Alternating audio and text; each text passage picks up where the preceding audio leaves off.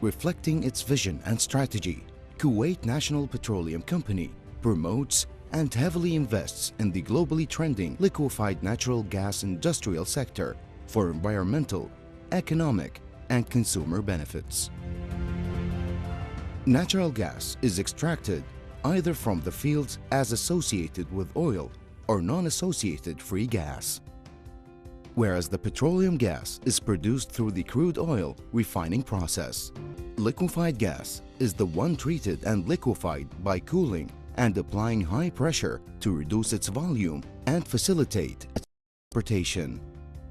Due to its environmental and economic benefits, the liquefied gas is increasing. It reduces harmful emissions, sulfur and nitrogen oxides, and is more economical compared to other fossil fuels. The liquefied petroleum gas plant was inaugurated in Mina Al Ahmadi refinery in 1979. In July 1981, the plant joined Kuwait National Petroleum Company administratively to complete the oil sector restructuring process launched upon the establishment of Kuwait Petroleum Corporation in 1980. The plant then comprised of 3 trains with an estimated daily production capacity of 505 million standard cubic feet of gas and 40,000 barrels of condensates and liquefied gas per train.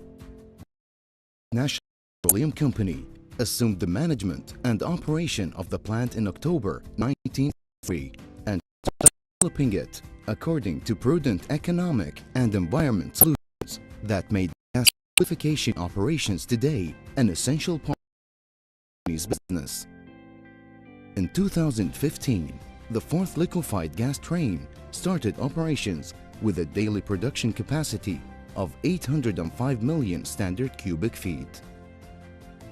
In addition to 106,000 barrels of condensates and LPG, bringing the plant's total capacity to 2,320 feet per day and 226,000 barrels of condensates and LPG per day.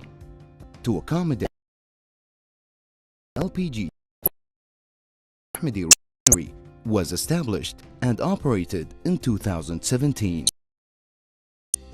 5th liquefied petroleum gas train is considered to be one of Kuwait National Petroleum Company's largest projects in terms of importance and productivity, with a daily production capacity of 805 million standard cubic feet of gas and 106,000 barrels of condensates and LPG. The plant operates 5 trains with a total daily production capacity of 3,125 million standard cubic feet of gas and 332,000 barrels of condensates and LPG. The company started operating the 5th liquefied petroleum gas in March 2022, approximately 6 years after the construction contract was in July 2015 with the international Spanish company Técnicas Reunidas. Building the 5th liquefied petroleum gas train reflects the general strategy of Kuwait Petroleum Corporation and its subsidiaries, aim to increase the production capacity of the gas treatment and liquefaction units from optimal utilization of gas coming from the new exploration and production operations. With ongoing production operations in the 5th liquefied petroleum gas train, Kuwait National Petroleum Company is proud of what has been achieved. Through the efforts of its operational and technical teams, a robust economic arm has now been added to benefit the company, its clients, and our beloved Kuwait.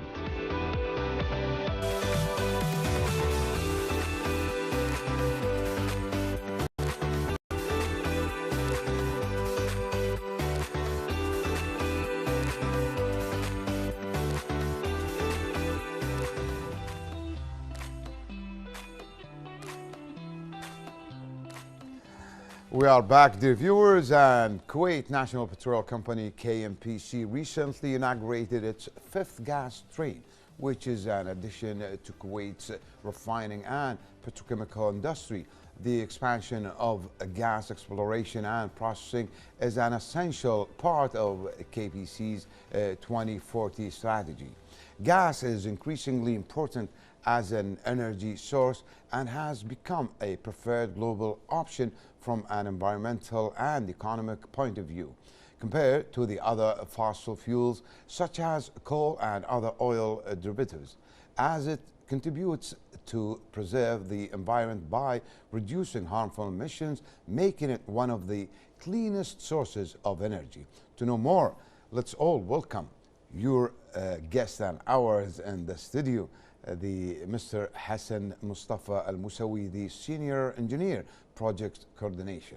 Good morning, Senior Engineer, Senior Hassan. It's really an honor to have you with us in this program. Good morning. Thank you, Hassan. We are really happy, to talk more about this beautiful project. So if you can tell us about this project and broader idea.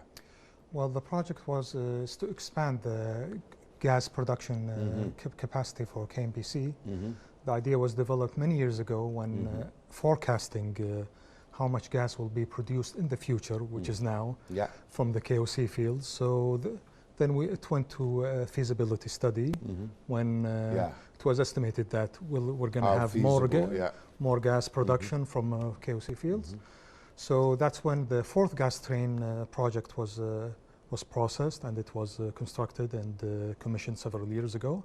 And the fifth, and then it followed up with the fifth gas train project. So how was the idea of the project developed, at the beginning? Like, is this because we are we are watching the GCC, other countries, for example, Qatar? Yeah. Is that how, things goes? Part of it, yeah. And the other part, as I said, is when the KBC and the sister K companies work together, they're trying to estimate how much gas will be produced and other products will be produced from the Kuwaiti oil fields. And then other plans are developed to process this gas and refine it to make more products and make an added value for the Kuwaiti hydrocarbon industry. This would be the projects department and that in KNPC? Yes, project department's role is to supervise the execution of the project from A to Z. It starts from, as we said, the feasibility study, and then the consultancy period where a consultant develops the basic design and drawings for the project to a mature level that it will be enough for the contractors to bid on. Yeah. So once that happens, we gather these basic designs. We call it feed design, plus all the tender documents. Then we tender it out to the market until we award it to a qualified contractor. And what is the APC? Or can you tell APC, us? yeah. APC. Yeah, EPC is the actual execution of the project. It stands for engineering, procurement, and construction. We start first with the engineering, the detailed engineering phase, where the contractor takes the original feed designs developed by the consultants and develop it in more detail. Okay. So that requires for us reviewing thousands of detailed engineering documents and then giving comments until they reach the approval cycle. And when this detailed engineering cycle reaches a mature level, also then the contractor goes to the procurement cycle. So he surveys the market for each equipment, each material according to our vendor list, and then he awards each equipment and each material to a specified vendor with our approval, of course. And meanwhile, also he starts developing the site and making it ready for construction. So, for example, excavation, foundations, platforms, steel structures, pipe racks, so that when the equipment comes and material, it will be constructed one by one, gradually. So it will go with the flow. So, yes, speaking of Europe, do you think we'll have the capability to export to Europe? Well, it's actually happening. It's happening now? It's happening now. Really? Yeah. With our the other mega project we had, CFP, and also with the gas, and we were fortunate enough. A lot of efforts were exerted to commission this project at time when the demand of gas is at peak demand right now. That's amazing. Yeah. So, and what is the total cost of the fifth gas train project? It's around 428 million KD. So that talking goes about around half a billion? 1.5 billion. Maybe. Oh, 1 point. Yeah, around 1.5 billion. Okay. So, is this like this is totally different project from what's it called, the KPIC project? Yeah, it's different. KPIC has Al Zur refinery. Yeah, it's also a major project. A major project. They have different products than we do. I can see, if you can see in a monitor, Engineer Hassan, you know, this is where the platform, or let's say, this is during construction. As you can see, it's a very difficult and challenging environment. You can see here the buildings, the electrical, instrumentation building, the foundations here also. These are the pipe racks where we lay down the piping. You can see the equipment here also. So this is one of your team? Yeah, we're celebrating the end of the, That's amazing. Yes. That's beautiful. Yeah. So, Engineer Hassan, let's be more realistic. There are some, sayings, here and there that producing gas from Qatar would be cheaper than the cost of, developing gas here in Kuwait, or, is that true, or just? I think we're mixing two different issues here, because regardless of whether the production of gas in Qatar is cheaper or not, at the end we're producing gas. Yeah. So instead of exporting it without refining it, or just burning it, will be not feasible or logical. Okay. So regardless of what other countries are doing, we have gas which is coming out of the Kuwaiti oil field. So we have to take advantage of it and refine it and make more products of it, so we can put an added value to the hydrocarbon products we're producing in Kuwait. So, so you're saying no, we could do better without producing. I don't know. I don't know honestly. It all depends on how much gas is produced from the Kuwaiti oil fields. And what is the EAL or AEL? Yeah, AEL. Yeah. What is this? You mean the big crane that we just saw? Yeah. If we can show the show us time lapse of the okay, now we can see. We will see the time lapse. Yeah. Yeah. This is one of the major challenges of a project. You can see this crane. Yeah. There's only 3 of them worldwide. Worldwide. There's only 3. Yeah. Look at this. This is a time lapse techniques. Okay, It took more than 100 containers to ship this ship this crane, and it took 3 months to assemble it.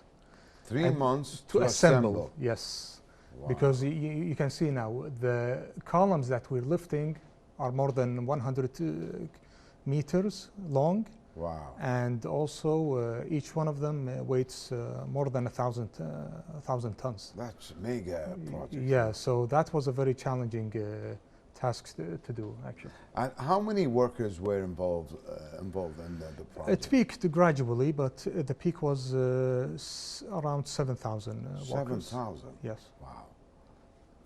Seniors are Kuwaiti, definitely. Yes. That's amazing. So the heads, the minds are Kuwaitis. Yeah, we have Kuwaitis, we have foreigners. It's a combination. Very combination or qualified people who are managing the project. Yeah. Nice. So any difficulties, special circumstances were faced during the construction, problems during Corona, pandemic, curfew? Well, of course, for such a major project, there's always big challenges. So, for example, we have the procurement process itself. Yeah. Because the contractor was dealing with 200 vendors, so we have to track each vendor to track are they going as per the schedule or not, and then testing the equipment and material, each one of them before it comes to Kuwait. Another thing is the tie-ins, when we connect the new plant to the existing plants, electronically, electrically, and especially mechanically. Because when we're talking mechanically, we're talking tying new pipes to existing pipes. So we had 150 of them. Each one of them, we have to execute it very carefully because we're talking about hydrocarbons. Yeah, absolutely. So we have to make sure each line we're tying into is free of any hydrocarbon, because if there is any little left inside, it will spark with the least welding or cutting. Yeah, absolutely. So that was a very critical process, and some of them we were tying in while the pipe is live, product is going through, and that's through a technique called hot tapping. But the most difficult hot tapping. Yeah, which is we're connecting a pipe through a with a live pipe. Okay. But the most challenging circumstances we went through was two, actually. One of them are the heavy rains, which we experienced in November 2018. That was an unfortunate event, because we were at a very good stage in progress-wise, and then this rain came, and it overwhelmed all the flumes, and unfortunately the location of the site was the lowest point of the refinery. So all the water accumulated there. So it was a mess, and you had to suck all this. Exactly. And the contractor, for his credit, he did a very good job. It took us a year in collaboration with the contractor to overcome this. And when we overcome this challenge, then COVID hit. So that was another. So unfortunately, two force majeures consecutively. But this is amazing, you know, accomplishing to the, you know, this far. You know, there is the social responsibility comes with it, right? Yeah. You have officers for that. Yes, we make sure the accommodations for the workers are taken care of.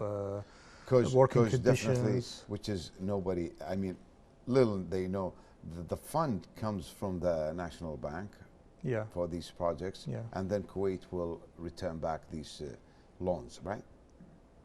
We're talking about the different here. No, I'm talking about the fund of this project. The funding, no, it's from KPC. It's from KPC. Yes. Okay. It's not a loan from. No. Okay. There might be other projects which were taking some loans. For example, maybe CFB were taking some loans. Yeah. But unfortunately, no, it was fully financed. Engineer Hassan, we are out of time. I wish, you know, we can continue, because honestly, you enlightened us and, you know, our viewers. There's a last message you just want to say quickly, please. Thank you for shedding light on this very important project. Thank you. Thank you. That was Senior Engineer Project Coordination, Mr. Hassan Mustapha Al-Moussawi. Thank you very much. Thank you. Dear viewers, that's it. Let's go for a break, and after that, we'll be back.